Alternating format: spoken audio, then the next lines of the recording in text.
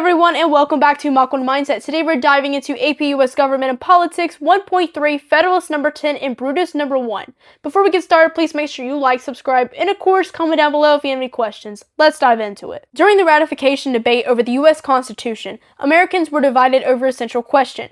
How powerful should the national government be, and how could liberty best be preserved? Two essays capture this conflict more clearly than the others. Federalist number 10, written by James Madison, defended the Constitution and argued for a large republic.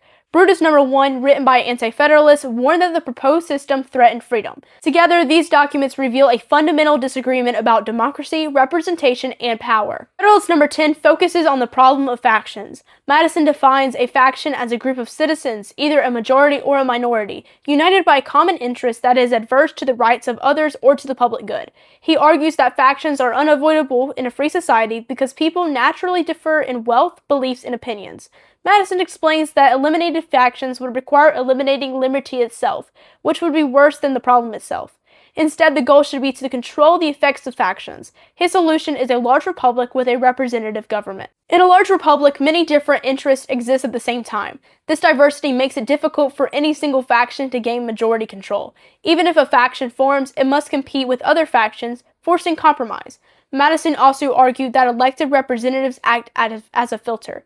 Rather than directly expressing a raw public opinion, representatives refine and deliberate, reducing impulsive or harmful decisions. Madison concludes that a large republic is the best defense against the majority tyranny. Size and diversity protect liberty by preventing any one group from dominating the political system. Brutus number 1 presents a direct challenge to this view. Brutus agrees that factions are dangerous, but he rejects Madison's solution. He argues that a large republic cannot remain democratic. As the size of the republic increases, representatives become more distant from the people.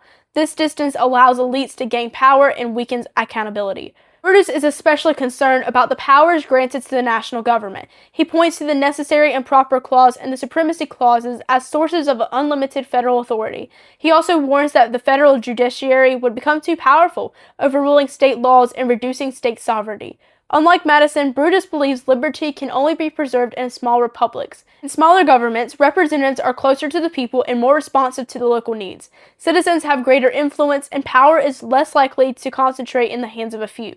Another major concern for Brutus was the lack of a Bill of Rights. Without explicit protections, he argues individual freedoms would be vulnerable to a government abuse. This criticism would later influence the adoption of the Bill of Rights. When comparing the two essays, the disagreement becomes clear. Madison believes liberty is protected by structure, competition, and scale. Brutus believes liberty is protected by proximity, simplicity, and local control. Madison trusts institutions to manage power. Brutus trusts the people and fears consolidation. These arguments remain relevant today. Federalist number 10 helps explain pluralist democracy, where interest groups compete against no single faction dominates. Modern lobbying, political parties, and federalism reflect Madison's views.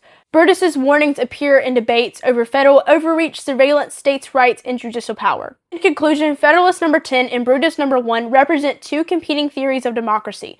Madison argues that a large republic can control factions and protect liberty. Brutus argues that the sides leads to the elite control and loss of freedom. The Constitution reflects Madison's victory, but the continued relevance of Brutus's concerns shows that this debate was never fully resolved. Understanding both perspectives is essential for analyzing the structure of American government and the ongoing tension between power and liberty.